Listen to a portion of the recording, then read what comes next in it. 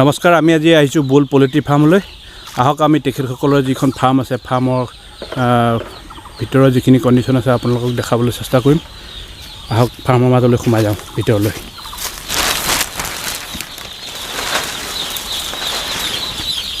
সেয়া দেখিছে তেখেতসকলে আজি ধূপ ধূনা জ্বলাই প্ৰথম তেখেতসকলৰ যি পোৱালি আহিছে ফাৰ্মখনৰ উদ্বোধনী কৰিছে। আপোনাৰ ওচৰলৈ আহিছিলোঁ, কওকচোন কিমান পোৱালি সোমোৱাইছে, কেনেকৈ আজি আৰম্ভ কৰিছে, কিমান সময়ত পালে আপোনাৰ পোৱালি? পোৱালি প্ৰায় 9টামান বজাত পাইছেহি। হয়, পোৱালি 1860 আহিছে। হয়, তাৰে 36 বনেজ পোৱালি আহিছে। হয়, আৰু বৰ্ডিঙৰ যিটো আপোনাৰ ছিষ্টেম আছে সেইটো কিমান দিন আৰু কেনেকৈ কৰে, আপোনালোকে প্ৰশিক্ষণ কেনেকৈ লৈছে, অনুভৱ কি আপোনালোকৰ? এইটো আগতে আমাৰ মানে প্ৰাইভেট ফাৰ্ম আছিলে। হয়, এতিয়া তাৰে মানে অলপ ডাঙৰকৈ বনাবলৈ অলপ কোম্পানীৰ পৰা হেৰি ল'লোঁ। হয়, এতিয়া বৰ্ডিংটো আমি কালি ৰাতিৰ পৰা আৰম্ভ কৰিছোঁ বনোৱা।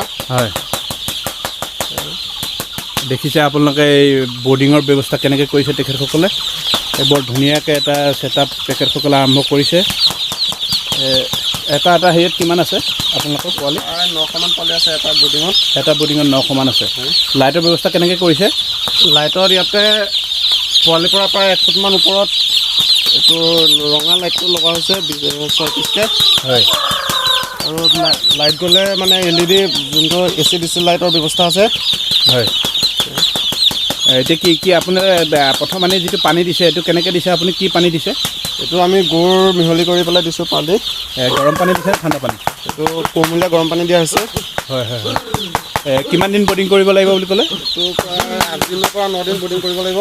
8 দিনৰ পৰা 9 দিন। হয়, হয়, হয়।